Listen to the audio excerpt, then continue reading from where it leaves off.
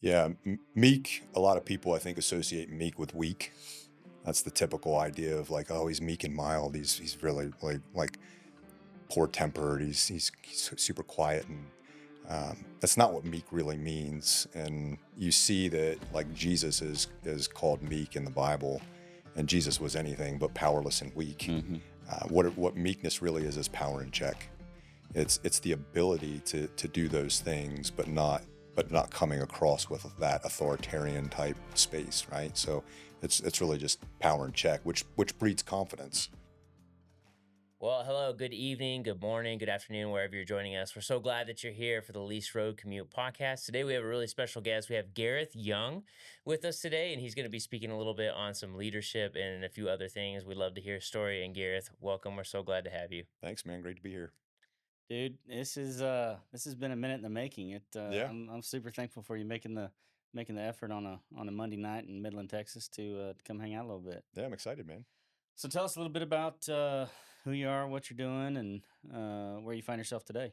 Yeah, I can give you the quick, or probably the more accurate. So I'll put them in hierarchy, like Christian, husband to an amazing wife, father to two beautiful little girls, um, young adult pastor, uh, author of children's books, and then, excuse me, senior vice president of U.S. operations for Intercorp.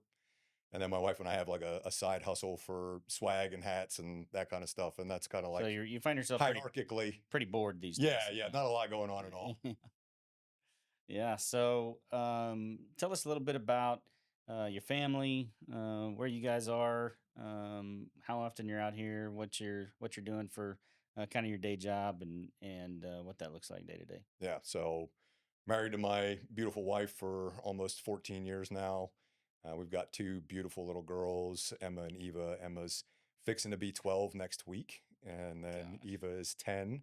Uh, and yeah, we spend tons and tons of time together, just running around, family games. Kids are in swim and dance and school play stuff and all that jazz. And wife is executive assistant to the lead pastor at our church, so she's hemmed up all the time with church stuff, and that sucks me into that world quite a bit too. I spend a lot of time at the church with the family, and then just day job is running operations for Intercorp. It's awesome. So So, and as somebody that's gotten to hang around you and your family in some social situations, they are just simply the best. they're pretty awesome. Yeah, they're pretty great. Now, you're originally from New Jersey. Yep, You yep, left that part out, like yeah. you aren't claiming it, but I'm not gonna let you get by with that. But how did the Jersey boy find his way down to Texas and ultimately into the oil field? Yeah, that's a trip too, because I mean, there is no oil and gas in New Jersey. There's a lot of refineries, but I grew up on a farm in South Jersey, which most people don't associate with New Jersey either, is farmland. But literally, the town I grew up in is called Vineland, and aptly named because it was full of just agriculture and grapes and all that kind of stuff. So I grew up literally working farms from the time I was 8 until I was in my teen years, and then in '98 when I graduated high school, I booked it out of New Jersey as fast as I could. I went to USM Southern Miss Mm. for 2 years, and then made it down to UL Lafayette. And when I got to Lafayette, I got sucked into the oil field. So it was supposed to be a summertime job. I literally, my very first job in the oil field was painting, the stop posts in parking lots. Uh-huh. I painted them yet bright yellow. That was my very first job in the oil field. I was a favor hire, so my mom had a friend. He got them to hire me, and so I just got all the junk work. I literally swept rocks out of the parking lot Uh, every day in the sun until one day they were shorthanded and they were like, "Hey, you need to go on a job." And so I ended up in wireline, Oh working boy. land for a little while, and then got sucked into offshore. And I did that basically in between semesters and all summer long. And I did that for about 2.5 years. Graduated and said, I'm going to go get me a real job in the real world, get out of this oil and gas business.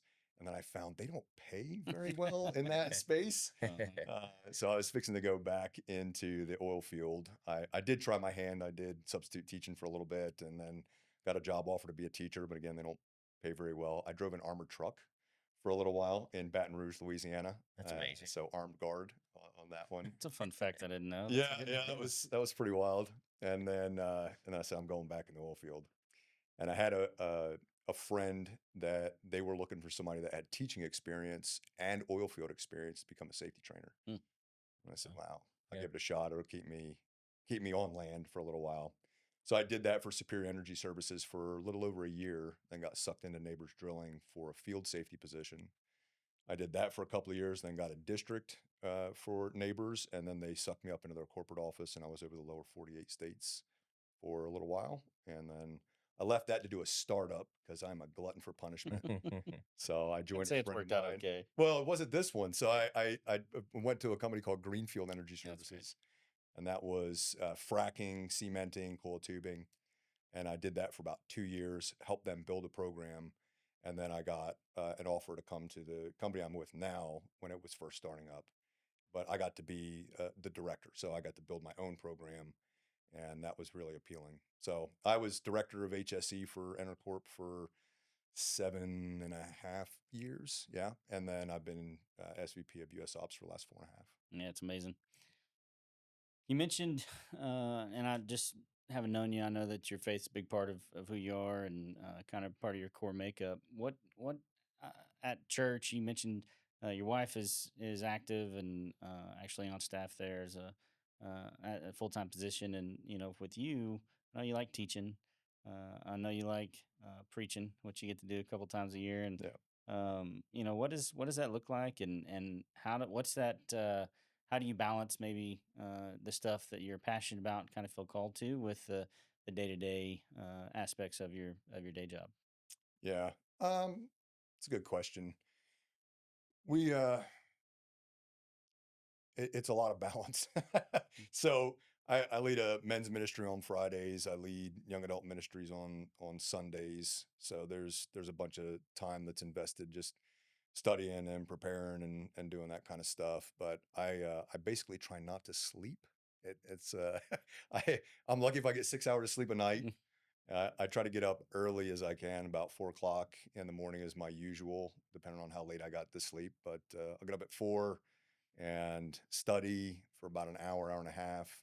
Then try to hit the gym for about an hour, and then the day starts, and then it's Intercorp all day, Yeah. every day. Is that whether you're prepping for something or not, or just That's for you, or that's always, Yeah. man. So if I'm prepping, then it's for prep, Sure. and if it's not, then it's for study. So it's always something. It's kind of like the structure of my day. As long as I stay in that space, keeps my head in the right spot. Yeah. So and always learning. Like I love to learn, but yeah. What's interesting, I think, when you think about what do you do for like church, and if I were to say the traditional church, right? It's those things I just mentioned, right? It's teaching classes and those things. But when you and I first started working together, I told you that God had put it on my heart to go into full-time ministry at some Mhm. point. And you said something that always stuck with me, which was, dude, you're in full-time ministry right now. Mm-hmm. You're just in a different space, meaning the oil field, right? Sure. This is a ministry spot. And it kind of changed the way I view just daily life. So Love that. I don't think there's a day that goes by that at some point faith conversations don't happen, whether that's with a field operator or a leader in my organization or even customers or friends. Like every day, everywhere is an opportunity. That's great. Yeah. Hey, I want to rewind real big, or rewind real quick something you said earlier, just because I'm always curious. I know you said you were HSC director and have been in the safety man space. What's it like trying to balance that public enemy number one at most companies and being a man of faith and loving on people? Yeah. I think I will say this. I think God has put me into different positions consistently throughout my career to build different skill sets. And like you mentioned, HSE is one of those things where you can be public enemy number one very easy.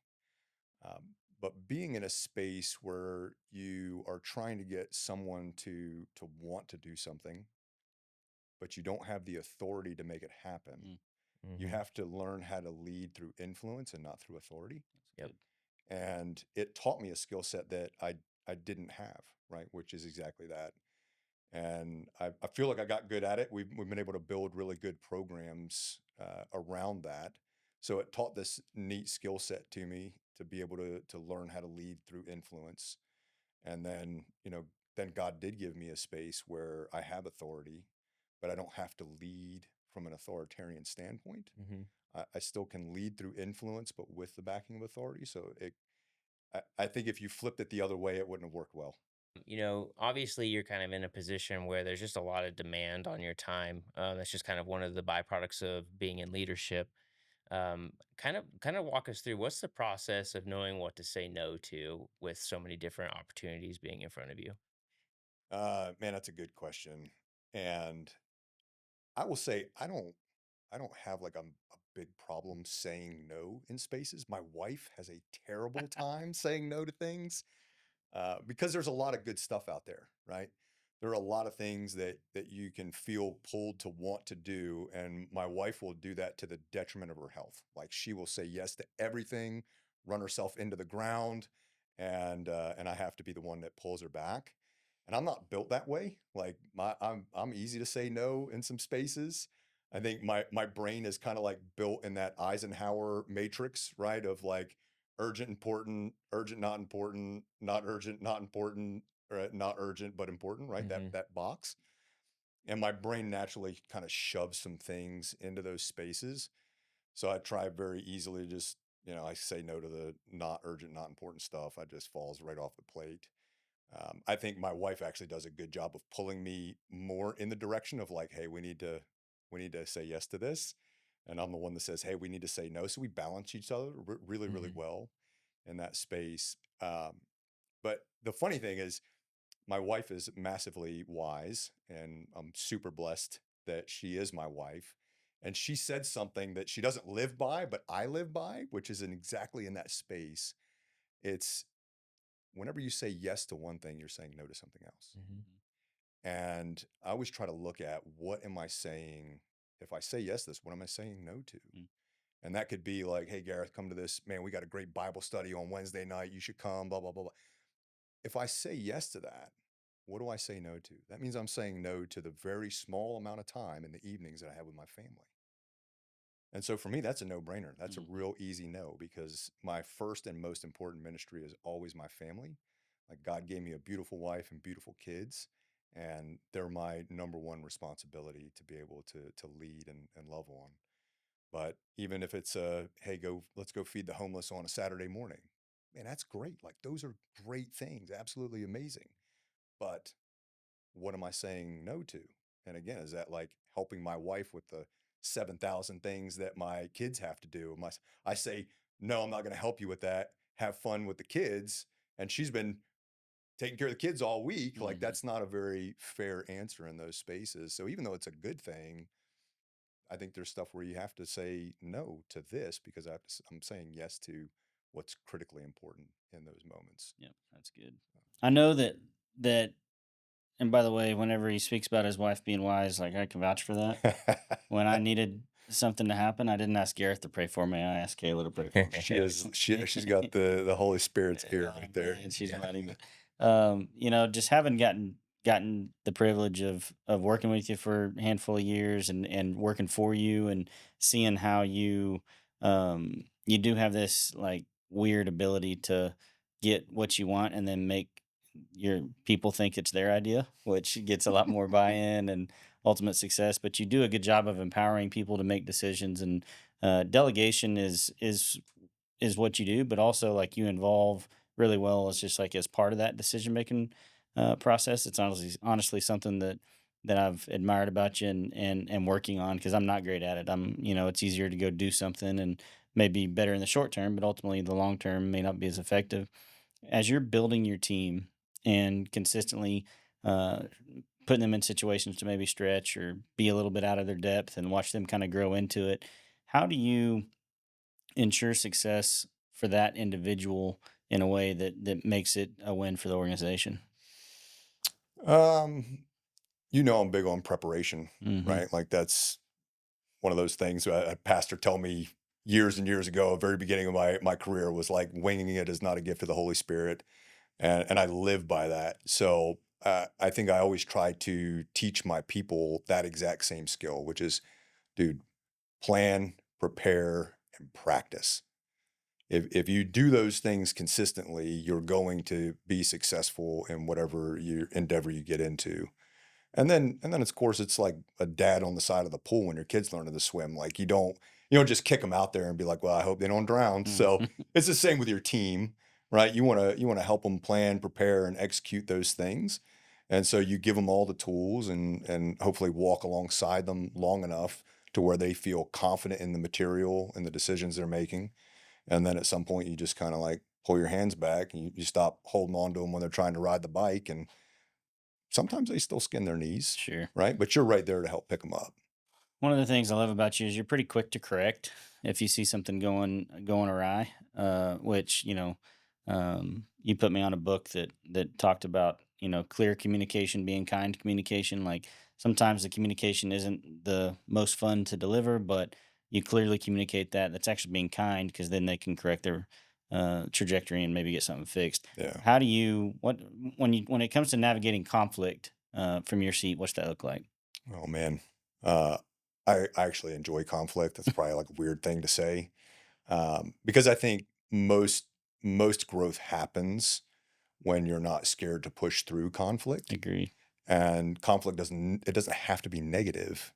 So if you're willing to be bold, but in love, step into spaces, you can accomplish tons of things.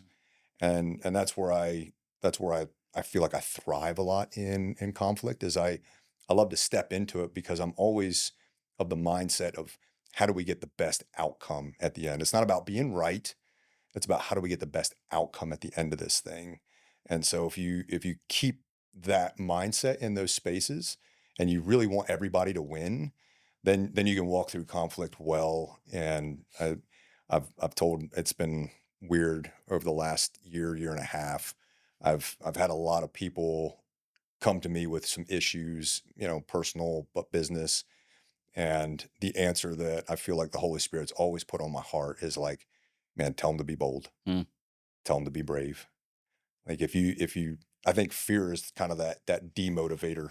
You get scared and then you don't want to have the conflict and then you let it just continue to fester until it becomes a massive problem. Mm. Whereas if you had just addressed it in the beginning and been honest in that space, the problem was really only this big in the beginning. That's me. Yeah. Man, Yeah. that kind of leads into sorry, Rick. You good? Your your definition of being meek is something that's always kind of stuck with me.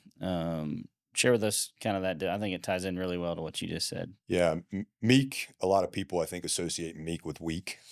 That's the typical idea of like, oh, he's meek and mild. He's really like poor tempered. He's super quiet, and that's not what meek really means. And you see that like Jesus is called meek in the Bible, and Jesus was anything but powerless and weak. Hmm. What meekness really is power in check.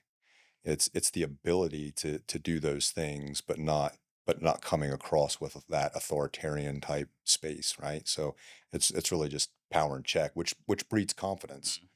And I think that's why I think Jesus was so attractive to people is when he preached with authority and people saw that and they were a bit shocked by it and they were attracted to it. And it goes back to plan, prepare, and practice the P's, right? If you will plan for what you're wanting to do, you'll prepare well for it, and then you practice in the background. Then when you actually do present things, it comes across with confidence, not arrogance, but confidence. And people are very attracted to confidence, especially in a leader. Hmm. They go, this person knows exactly what they're doing, and I'm going to pay attention. And a lot of it is because you planned, you prepared, you practiced for those moments. Love that. Power under self control is what you told me. I don't know how many years ago now, but I've said it 100 times since then. So sorry to interrupt you, Yeah. Rick. What were you saying? No, I'm going to put you on the spot on this one just because we've already kind of on this topic. Sure. And I know we're going to talk here in just a minute about some of the books that you've written, but typically writers are also readers. In the leadership space, what are your top three leadership books? Oh man, yeah, I love reading Some of it's leadership stuff. Some of it though is just like psychology. Some of it's just like honestly biographies of people, like leaders and those things. So if I had to pick my top three, my number one would be The Hard Thing About Hard Things by Ben Horowitz. That is a phenomenal read. If you're in the business world at all, you should read it. If you're an executive somewhere, you should absolutely read it and then read it again. This man, He not starts every chapter coincidence. with a gangster rap verse. He too. does. Yeah, yeah. Yeah. He was, I think when Ben wrote it, he's 50 something, 52, 55. Jewish guy that loves gangster rap. So every chapter starts with some like Diddy or well, hopefully not Diddy. Yeah. There was some Biggie in there, some Tupac right. and stuff. So it's pretty interesting. But that is definitely number one. I would say number two is probably Extreme Ownership. Mhm. That's Jocko Willink and Leif Babin. Phenomenal principles, and then their follow up, which is Dichotomy of Leadership, is really good. And then it's hard to narrow down number three. But I think Jeff Bezos's book, which is Think and Wander, something along those lines, was the title of it. But this book was really incredibly written. It has from the day he started all the way through to the time the book was published. It has all of his letters to the shareholders. Mm. So every year he would write a letter to the shareholders about what Amazon had accomplished that year, and so you get these literally these slices in time of what happened that year in Amazon. How cool. And so they're just these like 1 year blocks of how that organization performed and kind of where his thought process was all the way through it. So it's not like somebody looking backwards 30 years and saying, oh, well, I think when I was this, I was doing that. Like it's just these like time capsules stamped in and really neat to look through. So I could probably give you another 10 books, but those may be my top three in my brain right now. I know a lot of our audience are spending a lot of windshield time. So I love asking people who read a lot, what's really impacted you. So no, that's really good. My one that has been brought up quite a bit. I don't know if you've read it. I'd be curious what you think, but it's Shoe Dog by Phil Knight. It was literally my Yeah. number three. I was trying to figure out which one to talk about. I love Shoe Dog. Yeah, Shoe Dog. I was sad Yeah. when it was over. Yeah, same. Yeah, phenomenal book.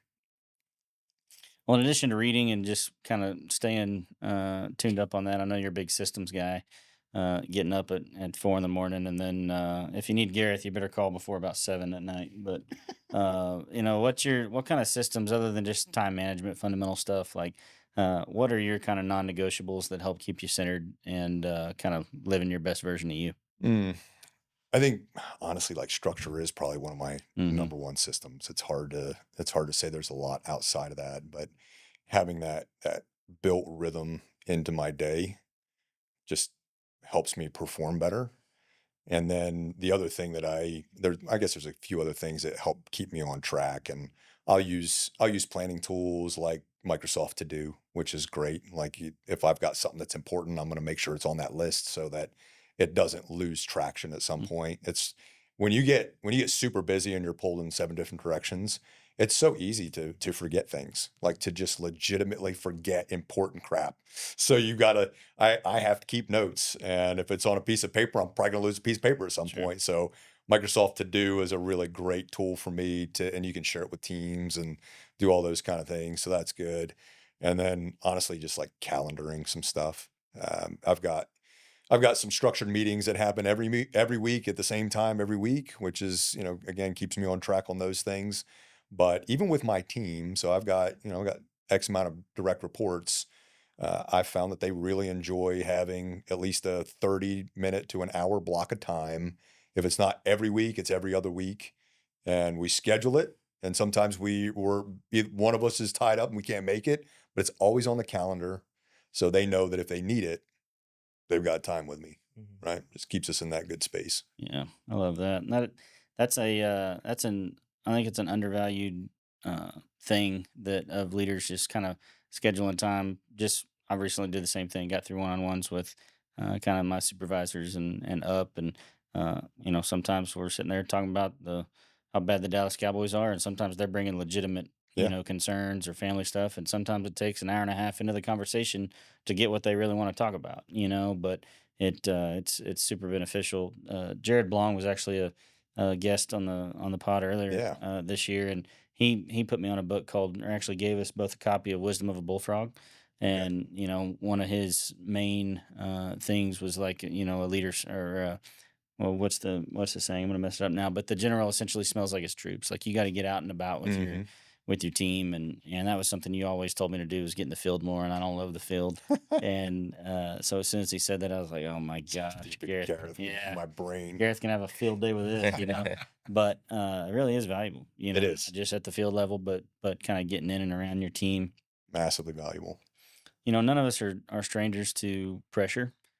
You have, I mean, we're here at the end of October in 2025, and you know, oil was in the 50s last week. Not a ton of certainty in the industry on the go forward looks like.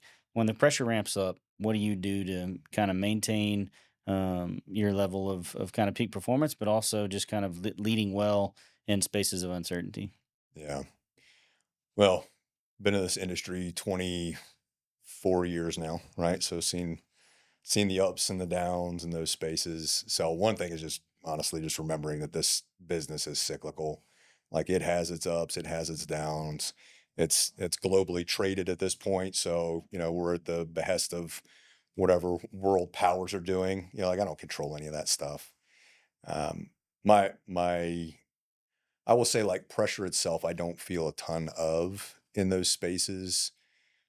One is that like plan, prepare, practice, so that keeps the confidence level in good spaces. That's if it's a massive meeting or a presentation or whatever. Like I don't just walk in and wing any of those things. So Mm. those kind of things, I think pressure stays fairly low. Um, and then the other thing is just I think trusting that honestly God has this. Our business, I feel like, has been extremely blessed over the years.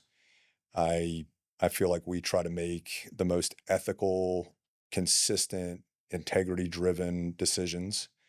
And even when we have to say no to this or no to that, or even like we've technically you could, like put quotes around it, like fired a customer, just said, "Hey, we're not going to work for these people," kind of thing. We always just trusted that God's got this. It is going to work itself out, and I feel like it's always been, if you make the right decisions, like ethically, it's always going to turn out the right way, even if it feels painful in the moment. And that's held true for the 12 plus years I've been here. So Yeah. I think just to expand on that, just because we're kind of in that vein, but you know, a lot of the guys that listen, they're men who work really hard. They're working long hours. They're away from family for a long time. Spend a lot of time being introspective, and not only adding to the pressure of am I being the man I'm supposed to be, like they're also hit with the pressure of am I being the dad I'm supposed to be? Am I being the husband I'm supposed to be? What would you say is an encouragement to some of those guys who are warring with those questions? yeah, it's tough, man. I mean, because when I worked offshore, I could be gone for gosh, what was my longest run? 40, like 40 days straight. It's a long run, but I was single. I didn't have kids. Like these guys that are out here consistently working the field and all kinds of inclement weather, and they don't see their family for 30 days, and then they go home for 10, and then they don't see them for 45, and then they go home for 3 and get called back. Like these guys are animals. I mean, just to be able to do that is incredible to me. So I all respect and hats off to those guys. But I think my encouragement in that is to like always be present. Kids spell love Time. And so they want time with you, whether that's FaceTime, whether that's whatever, but they want time with you. And I travel a lot. So I think for my throughout my career, I've probably traveled 50% of the year for most of it. And now I'm probably in the 35. I've tried to like rein some of that back, 35 to 40% of the time. And even when I'm on the road, and Ray can attest to this because we've been out to dinner together, we might be a late dinner and it's 8:30, And my wife calls me and we do prayers together on FaceTime with my kids. Hmm. And that's consistent. That's Every night. every night we pray together. If I'm on the road or I'm at home, is we're together. And so technology is great today in the fact that you can do that. And when they were little, it actually was harder because man, they'd be like, Dad, why aren't you home? And you're just like heart ripped out of your chest and thrown on the floor. Now they're better, right? They understand a little bit better these days. But yeah, I think be present when you're there. So Yeah. on your days off, it's like, dude, don't be on your phone. Don't be, I worked a 45-day hitch. I'm gonna veg out and watch Netflix all day. Like Mhm. make the most of the time you have with your family if you want to lead well. Yeah, you might not be working, but you're working now. Yeah. You know what's funny is Casey Clemens is on here last month, and he said the exact same phrase. You know, as a guy that was spread all over, all over the country and all over, a lot going in a lot of different directions. It's just when you're there, it's important to be present. And I think that it's selfishly, it's super easy to do exactly what you said. It's like, golly, I got up at 4 o'clock this morning, like I'm tired. I don't want to help you with your homework. I don't want to read you a story. I don't want to watch you spin in a circle or whatever they're doing, Yeah. but it is super important. I think you nailed it. And I was glad to see you bring up or to hear you bring up the deal about praying with your kids because it's one of my favorite things that you do. And I always got to say hi to them whenever Yeah. whenever they were there too. So your response to the question about pressure is interesting because I think that having known you, I know that at your core, you believe what you just said. It can come off a little cliche to say, God's got this. If you can unpack that a touch and say, to the guy that's like, listen, I don't know that God does have this. Like, I haven't seen my family recently. I've got bills that are overdue. I'm working my tail off and still don't have enough at the end of the month. I'm working all the time and I'm out 60 days because for the next 30, there is no work. I don't know what I'm going to do for Thanksgiving or Christmas. So unpack that a touch of what that looks like practically for the guy that maybe doesn't see that with his own eyes. Yeah. I can tell you from like personal experience in those spaces, right? I've been in ministry now, for 14 years roughly.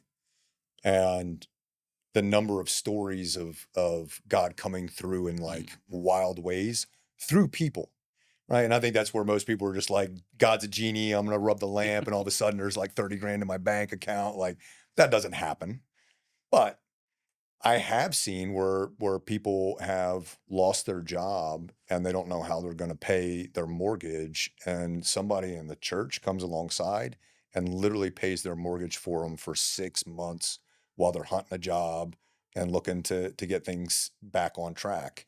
And then there's a meal train that happened from the rest of the church who's like bringing dinner over every night, and somebody goes and picks their kids up for them because they're out job hunting. You know what I mean? Like I've seen so many stories in that vein and lived in some of those stories Mhm.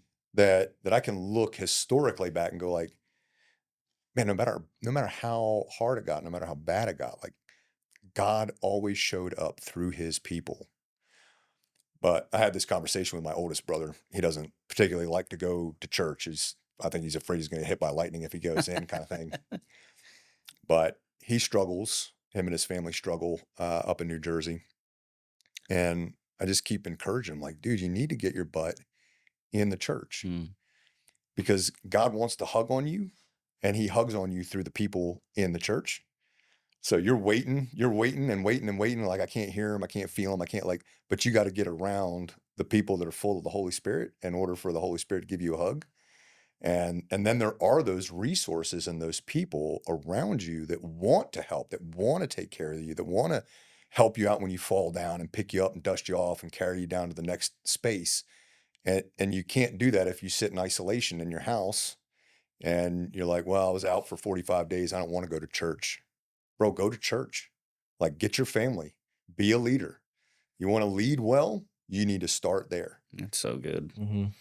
I mean, that really is well said of like it's how God shows up through people is through the local church, and every example you gave starting off what you just answered with was the local church. It's so critical, and even finding ways to stay connected.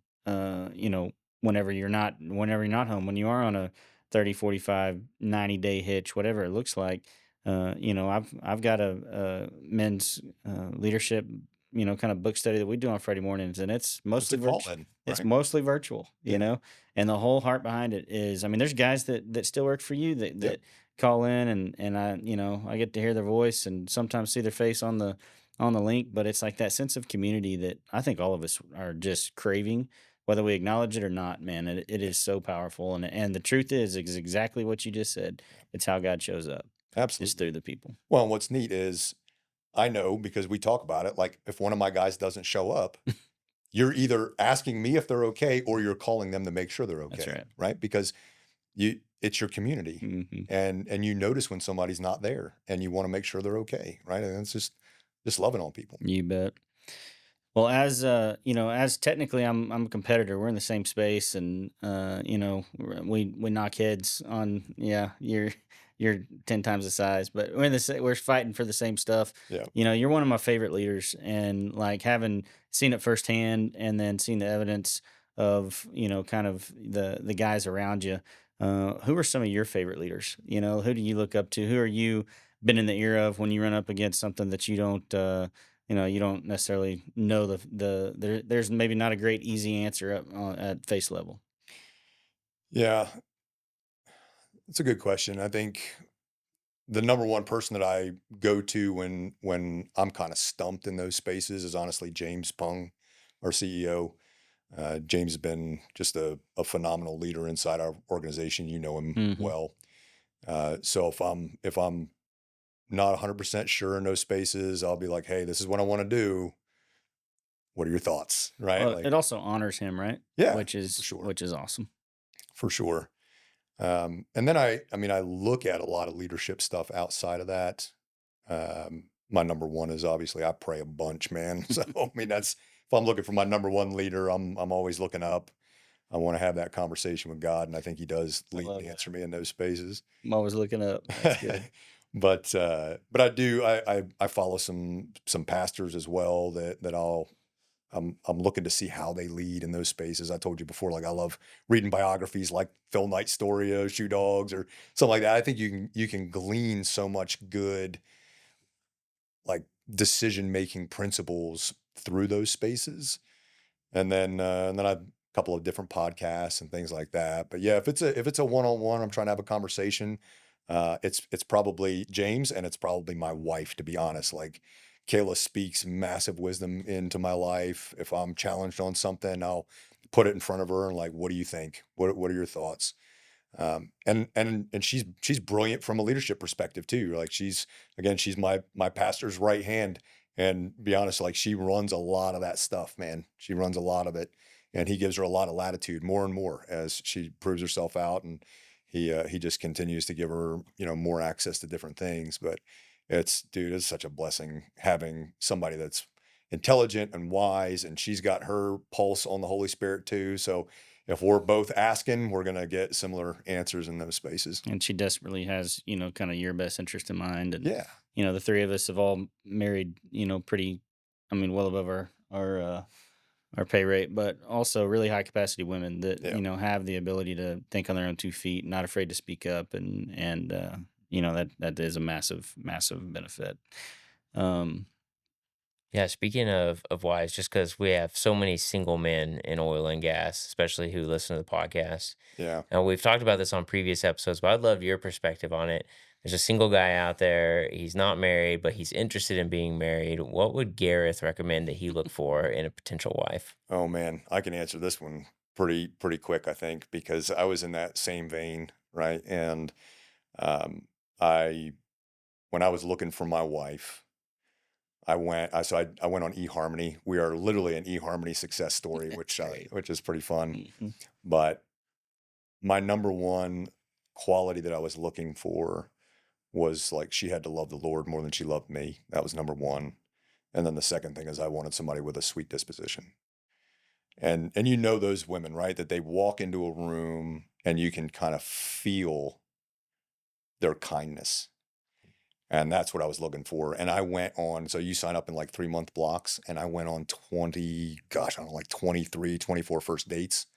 And you knew like within the first 3 minutes of dinner that this was just going to be a dinner, right? And it was like, very nice to meet you. Hope we can do this again. Let them down easy, shake hands, and you're out. And when I met Kayla, like we shut the restaurant down. It was easy conversation. We prayed before dinner, and that was kind of like the litmus test of like, is this going to be awkward? And it wasn't awkward. And then she just, man, her sweet disposition just flowed out of her. And so those were my number one and number two qualities I looked for. And anything after that was just like gravy, right? Was she pretty? Did she have, and she is gorgeous, but was she beautiful? Did she have a good job? Like all that stuff, that was all ancillary on the backside. I think if you get those first two right, you're winning. Yeah, I love that. Mm-hmm. Well, and I think it's easy to say like you've got a great job. You've high capacity guy and leads well. Of course, you're going to attract a good woman, and but life is not easy, Mm-mm. for any of us. But you guys have had health concerns. You've dealt with loss. You have kid stuff like all the rest of us, and so it's like um, having somebody that is right there with you and convicted by the right things and the same things is super critical. Yeah, absolutely. Especially with as much as I travel, right? Like, Mhm. again, we always do devotionals and Bible studies and things like that with the kids while I'm home. But I know that that doesn't stop when I go on the road. Like she's still pouring into them every single day, doing those things. Like she's incredible. Powerful. Um, Going kind of back to that, I just think it's really interesting just because I know some of the tough decisions that you've had to make, and you've made some tough calls. How do you do that when the cost is so high? Maybe it's internally with your team, maybe it's with a customer that there's a real quantifiable like dollar that's going to go away whenever you stand on this is the hill we're gonna fight on. How do you do that when you know the cost is significant? Yeah. There have been two like internal people that I had to let go that even to this day still suck, Mm-hmm. right? I mean, still hurts. They were good people, good friends that was just bad decisions happened and there were consequences to Sure. them. But at the end of the day, you have to hold integrity at such a high degree, and you have to think about the organization as a whole. And so if I were to say like I need to protect the company, it's not the company as in this entity like Intercorp. It's the 300 to 350 people that I have in the organization. Like that's the company or the people. And if I make an exception to a call because they're a friend, you know how fast that Mm-hmm. moves through the organization, Mm-hmm. right? And now my integrity is questioned, and it limits my ability to lead. So all of a sudden, your organization starts to crumble because exceptions have been made, and I can't do that. So there's a burden that comes with leadership that says I'm gonna be held to a higher standard. I'm going to hold, if these are our core values and integrity is one of our core values, then I have to lead that. And if I make that exception because you're a friend, I've now destroyed one of the founding principles of our organization, and it's going to start to crumble. Mm-hmm. And the same thing goes with customers. We had to make a really hard call fairly recently where we legitimately just shut down a job and walked off of it. That in the 12 years I've been here, like we've never had to like shut down and walk off of a job, but we did. And I was completely okay with doing it because at the end of the day, it was a safety concern, and I will not risk the safety of my people for a paycheck because one, that's not who we are. It's not how we operate, and I have to think again about the organization. So if we made that call, what am I teaching the rest of my organization is important? And then how do I expect them to make decisions inside the organization? Mm-hmm. So if I put the paycheck over the safety, then guaranteed another leader in my organization is going to follow suit, and they're going to put the paycheck over the safety. And before you know it, our entire culture has fallen apart, and it's not worth the cost. And I go back to it, like every time that we have decided to do the right thing, no matter the consequence, it's always worked out for the better. Always worked out for the better. It might feel painful in the moment, but the longevity of your organization and the culture that you're building and who you're built on, like you cannot make those exceptions. Yeah, love that. How do you you mentioned, avoiding getting isolated and I mean you're human just like the rest of us. When you feel yourself getting there, how do you overcome that? How do you kind of some of our listeners may find themselves just in a rut, they've been away from home or they find themselves still swinging a hammer, 2 years longer than they thought they would be or just not it's not how they drew it up. How do you get out of that rut? How do you fight isolation? Yeah, I don't tend to get isolated much simply because of the amount of probably demand that's on my time and my presence. And part of that is because of the things that I've said yes to, right? So I Mhm. say yes to a lot of things that put me in spaces with a bunch of people. I say yes to my men's group every Friday, even though when I'm smoked and I don't want to, I'm like, gosh, I got to lead again another Friday. It's important, right? There's an expectation that I'm going to be there and I'm going to help facilitate the conversation. But number two, those guys are looking for me. If I don't show up, trust me, there's about like 15 phone calls going to be happening that Yeah. day.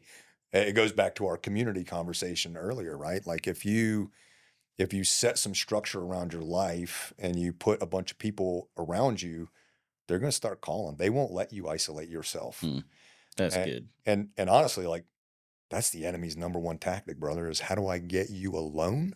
If I can get you feeling shame and guilt and you pull back and pull back into your shell, like he's got you, brother. There's nobody there to protect you. Your army of brothers that are around you aren't there. You're all by yourself, and you're the gazelle that's wandered out of the herd, and all of a sudden the lion eats you alive. And so I always try to keep that in mind. Like, dude, don't get alone. Like, don't get into a space where the devil can get at you. So I try to keep people around me. My wife obviously is always there. She knows when I'm off. She's going to challenge me in those spaces. But I think it's just having good people around you and being consistent in it. Well, and I think you have a I won't say unique, but it's a special ability to see stuff in other people too. I worked for you for a long time, and I made a change in February. That December, before you'd come to me and really challenged me. Just a quick story that kind of want to honor you with was, you said, "Man, you're doing really well here, really well there. A lot of places that are measurable, you're doing really well. You're not leading anything outside of this anymore. You have no men's group that you're doing. You're not really involved in your men's ministry stuff at church. And our relationship and stuff was you were totally within your rights to say that from a relationship equity spot, but it's not exactly a work conversation. Yeah. You just knew that's what I needed to like get back to being me.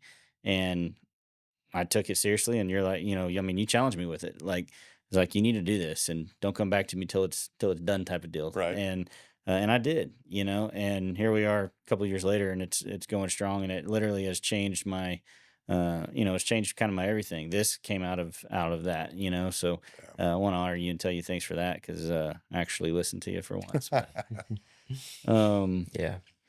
No, man, I love it. I feel like you've shared so many good little insights today, but talk just a little bit about you. What's going on in your life? What are you proud of? What are you building? What are you working on? Let us know. I feel like God's given me so many blessings that like it's my responsibility to then figure out what to do with some of the things that I've been given and how to pour back out into the rest of the world. And so we're middle of writing a series of kids books, which is fun, some Christian kids books, and I think God has definitely put on mine and my wife's heart that at some point we want to plant a church, and so there's just things that are always working in the background in that space of when is that, how does that function? That could be 6 months from now, it could be 6 years from now. We just sit in expected anticipation, but we don't sit in pause, right? So it's mm, not like, oh, that's something that's going to happen and I don't have to do anything to make it happen. So we always stay active and are always trying to move toward those goals. But we're deeply involved with our kids, deeply involved with the church, writing some books, always talking church planting stuff, Yeah, we stay super busy, man. Don't just skip over the books like it's no big deal. We're gonna put a link in the description below, so you guys want to check it out, you can. But talk a little bit about that and how that kind of came to be, and why you got started, and what's around the corner maybe. Yeah, it was, man, it was birthed out of having kids, honestly. So, like I mentioned, Emma's fixing to turn 12, so this has been, almost 12 years.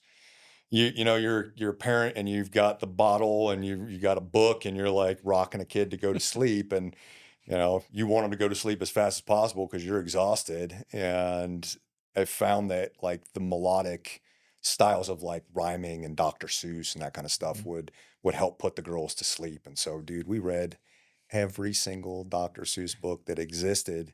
And like I read A Fly Went By like 10,000 times to one of my daughters because she loved it. It's So amazing. where you could like recite it without ever Oh even yeah. you're just like flipping the pages, but you already know what's on it. And I remember sitting there one night just going like, man, I wish there was something like better, same style, but had like a godly message that I could read to my kids. And there are some like there's a rhyming Bible that's out there, but they're like really short clips, right? I mean, it's the Mhm. whole Bible, so they're just these really short clips to go through, and they're not like these long stories Mhm. in that same format. And so I remember talking to a buddy of mine who's an artist years and years ago and be like, hey, dude, I'll write it, you illustrate it. And like it just never happened. And this year, I think technology is catching up in a space which is kind of neat. But this year, I said, man, I'm gonna see if I can pump out at least one of these rhyming storybooks. And I wrote the ABCs of creation. So just started in Genesis in the beginning and worked through the creation story. And then I used some AI tools to illustrate. Very And cool. there's probably some artists out there like that friggin' jerks using AI. And I apologize. Like we are definitely the AI is going to Yeah. ruin some jobs. And what I will say is like my time ability to sit down and work with an illustrator and go back and forth and all of that like is super limited, and I probably would just never get it done. Sure. But I sat down and I started working with a few AI tools, and I'm pretty choppy with Photoshop too, so I was able to take those things. I'll tell you, like AI sucks at consistency when it's Mhm. image generating. So it was a whole lot. It takes like a month or so of kind of working with different pictures and consistency and things, but got the first one together, and then just pinged my audience, hey, what would you like next? And then came Noah in the Ark, and so put that one out. And the one I'm working on now, which has been taking a while, but my absolute favorite one so far is I'm writing it with my family. So the Mhm. first two I did my own. And then my wife was like, hey, I want to be part of this. And I'm Oh, like, all cool. right, heck yeah, let's do it. So she's helping me write and edit, and my girls got to contribute some of the stuff that they do. So it'll be by the Youngs instead of just by Gareth Young, and they'll get a little author credit Yeah, that's in fun. there. But it's called You Are Mine, and the whole principle is around identity in Christ. Mhm. Mhm. And I can tell you, we started in high school ministry all the way through young adult ministry, and the number of like heartache stories that you hear out of these kids that they had their identity in a sport and then they didn't make it in college and now they're lost, Mhm. or they had, education was number one for them, but then they didn't get into the school they wanted to go to, or you name it, right? They've built their identity in something as opposed to the most important thing. Mhm. And it can get robbed from you like that, right? I mean, you could be the best baseball player in the world and throw your shoulder out and never be able to play again. And then who are you without baseball? And a lot of people, and this is adults too, right? You You just get bet. stumbling around. You lose your job and you don't know who you are anymore. Mhm. God forbid there's a divorce or a death in the family or something, right? It just so easy for your identity to get robbed. And I said, man, let's work on this one next. And so that's what the whole book is about. It's about like your identity in Christ being just unbreakable, the fact that you are always loved, you are worth more than you can imagine because you were paid for by the blood of Christ. Like you are so valuable and so loved, and that can never be taken from you. Mhm. And I want to create an invincibility in these young minds so that as they grow and as they get into sports and education and those things, they can do those without the fear of losing those. And then they can really experience joy. And that's what we try to focus on with our girls too. Man, that's great. Can't wait for that one. Yeah, super excited for this Yeah, one, man. what's funny is Rick's got little kids. Mine are old and punk teenagers now, but I've got this circle of buddies that they're all having kind of their first or second kid and going over for Saturday afternoon watching some college football and see your book on the coffee table. So it's That's awesome. yeah, it's been fun. You think there's, as you know, unfortunately, all our kids are getting older as we are as well. But you think there's some like preteen or teenage kind of stuff around the books that might appeal to that kind of audience around the corner? Yeah, I hope so. I'm working on a Life of Paul book, which will be more adult oriented style, right? And it's around that same principle of just kind of a eternity mindset and invincibility when you have that eternity mindset, right? That just nothing can stop you if to live as Christ. I'm gonna do everything that He gives me the power to do, and to die as gain because I get to see Him. So just built around that space, and then I'm working on a sci-fi novel too, which ought to be fun. But that's just for fun. That's on Cool. the side. Fewer pictures, Rick. Sorry about Yeah. Can you color? Yeah, yeah. I'll make a coloring book out of There you it. go.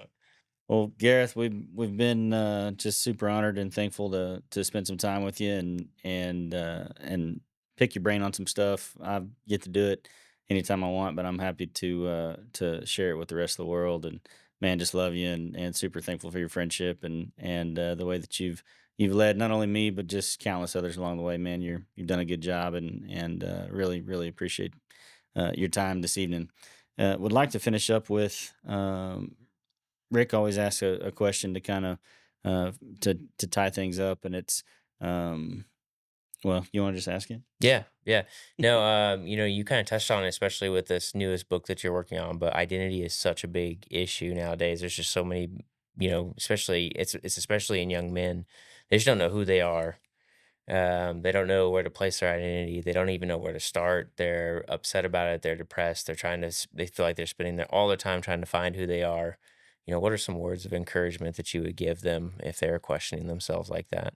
Yeah, I think that's a journey that everybody goes through. I can 100% look back at who I was as a messed up kid in my teens, still a little boy in my 20s, in the way that I thought about the world, and then into the man that God has called me to be today.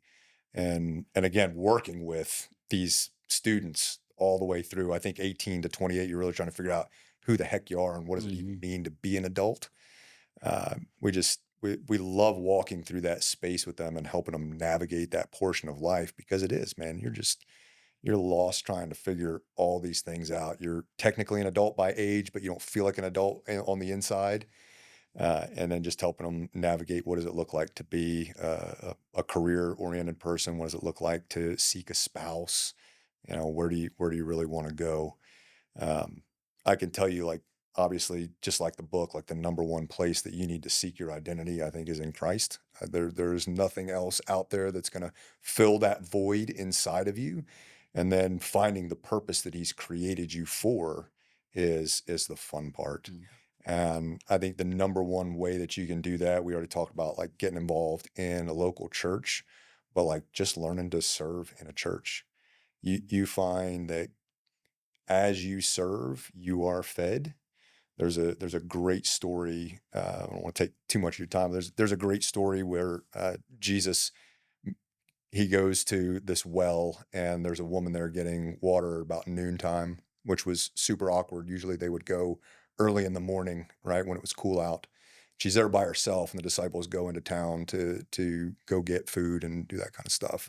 And Jesus stays there with this woman, and he has this great conversation.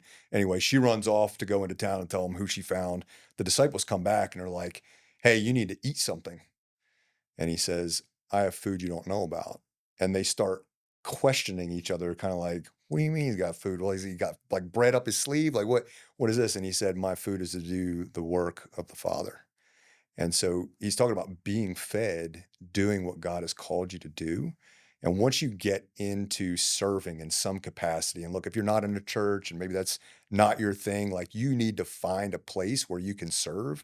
There are women's shelters, there are food banks, there are a million different things out there that, if the church thing is still a little washy for you and you just want to get involved, you can get involved anywhere. But like, focusing on other people Mhm. and pouring yourself out for other people takes your eyes off of you, and you're so less navel gazing, focused on what's wrong with me, who am I? Like, you stop thinking about you and you start thinking about other people, Mhm. and all of a sudden you find that there's a joy in your life that wasn't there before.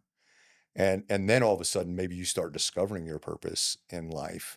You're not so depressed because you've been self-focused, you've been outwardly focused, pouring yourself out. All of a sudden you find worth, you find value, you find reward in those things. So that'd be my word of encouragement on those spaces. That nails it. Yeah, that's good. Well, any last thoughts, Ray? No, sir.